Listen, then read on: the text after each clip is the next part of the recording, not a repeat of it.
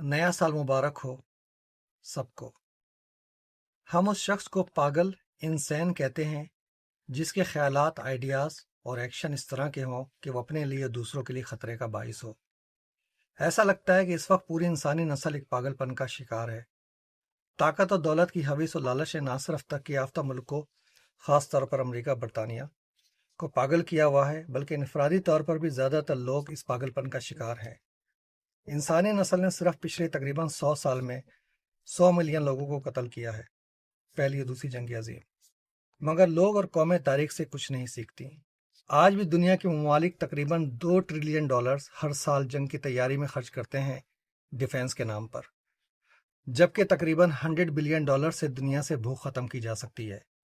दुनिया की सबसे तरक्की याफ्ता और ताकतवर मुल्क अमरीका इस पागलपन की दौड़ में सबसे आगे है, जो अपनी फौज पर तकरीबन $716 बिलियन हर साल खर्च करता है, जबकि यहाँ तकरीबन 50 मिलियन लोगों के पास हेल्थ इंश्योरेंस नहीं है और तालिब इल्मों पर $1 ट्रिलियन का तालीमी कर्जा चढ़ा हुआ है, जिसको उतारने के लिए हर तालिब इल्म को तकरीबन 10 से 15 साल लगेंगे।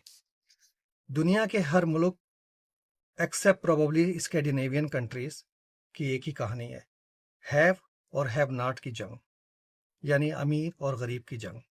अमीर लोगों को सिर्फ एक चीज चाहिए, यानी हर चीज, एवरीथिंग।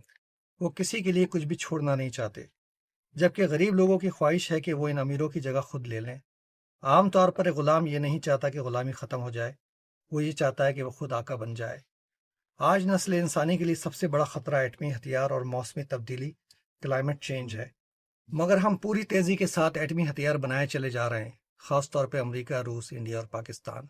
मौसमी तब्दीली का सबसे बड़ा जिम्मेदार अमरीका है, मगर आज भी मौसमी तब्दीली को रोकने की राह में सबसे बड़ी रुकावट अमरीका ही है। क्या तालीम और साइंस की तरक्की इंसानी पागलपन को ख़त्म कर सकती है? दुनिया और ख़ासकर अमरीका की तारीख से ऐसा नहीं लगता। तकरीबन 500 साल पहले ईसाई मज़हब के मुख्तलिफ फ़िरक़ों ने अपने मजहबी जोश और जज्बे से सरशार होकर 3 से 11 मिलियन लोगों को आपस में कत्ल किया है।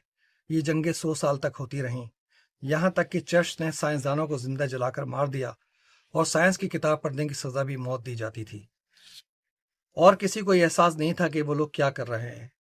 आज अमरीका इराक में 100,000 से ज़्यादा लोगों को कत्ल कर चुका है ताकि उसके तेल पे कब्जा कर सके, मगर अमरीका के ज़्यादातर लोग या तो यही चाहते हैं या उनको कोई दर्द या एहसास नहीं कि वो क्या कर रहे हैं। एक इंसान सोसाइटी में सब ये समझते हैं कि वो सैन हैं, यानी पागलों की सोसाइटी में शायद ही किसी को एहसास होता है कि वो पागल है।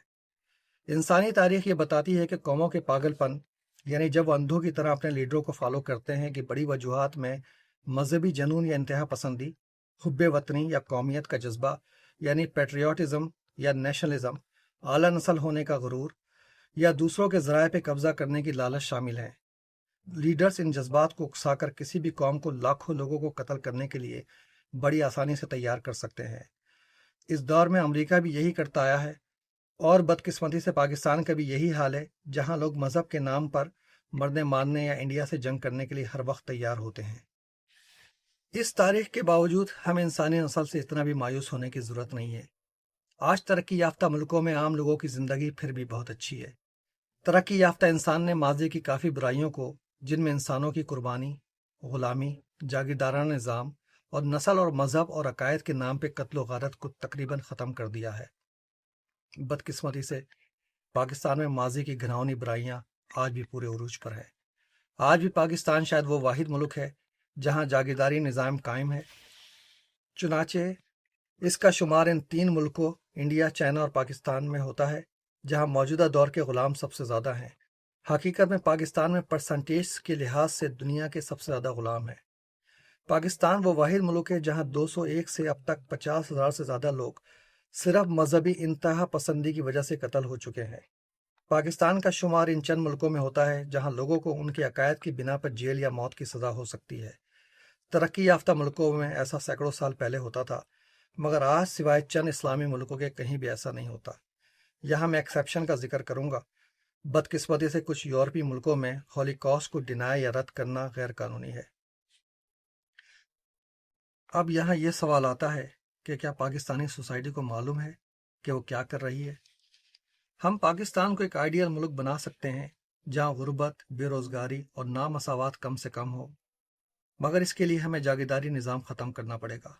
ہمیں فوج پر کم اور صحت اور تعلیم پر زیادہ خرچ کرنا ہوگا۔ ہمیں وہ قانون ختم کرنے پڑیں گے جو لوگوں کو ان کے خیالات اور عقائد کی بنا پہ سزا دیتے ہیں، مگر سب سے پہلے ہمیں وہ مائنڈ سیٹ بدلنا ہوگا جو نسل، زبان اور مذہب کی بنیاد پر لوگوں کو تقسیم کرتا ہے۔ ہم پھر یہ کہہ سکتے ہیں، نیا سال مبارک ہو سب کو، happy new year to all. آپ کا شکریہ سننے کا۔ ہم کیوں جنوری 1 کو نیا سال مبارک ہو کہتے ہیں؟ کچھ لوگوں نے یہ سوال کیا ہے کہ کیا ہم مسلمان ہیں اگر ہم نیا سال جنوری میں مناتے ہیں کیونکہ اسلامی لحاظ سے غلط ہے؟ میں یہاں اس بات کا جواب دینا چاہتا ہوں۔ ہم جنوری 1 کو نیا سال مبارک ہو کہتے ہیں کیونکہ دنیا میں 99% یا زیادہ پاکستانی اور مسلم سولر سسٹم کو استعمال کرتے ہوئے رہتے ہیں اور سالوں کا حساب سولر سسٹم کے لحاظ سے کرتے ہیں۔ کسی بھی پاکستانی یا مسلم سے پوچھ لیجئے، شاید ہی کوئی پاکستانی یا مسلم اپنی تاریخ پیدائش اور عمر چاند یا اسلامی کیلنڈر کے حساب سے بتا پائے گا، یا سالوں کا حساب چاند یا اسلامی کیلنڈر کے حساب سے رکھتا ہوگا۔ اس کا مطلب یہ نہیں کہ آپ اسلامی سال شروع ہونے پر مبارکباد نہ دیں۔ ہم ٹی وی دیکھتے ہیں اور اپنی تصویریں فیس بک وغیرہ پہ لگاتے ہیں، یہ دونوں کام اسلام میں گناہ کبیرہ میں آتے ہیں، کیا نہیں آتے؟ تو اگر ہم گناہ کبیرہ کرنے کے باوجود اپنے آپ کو مسلمان کہتے ہیں تو نیا سال جنوری میں منانے پر بھی مسلمان ہیں، کیا نہیں ہے؟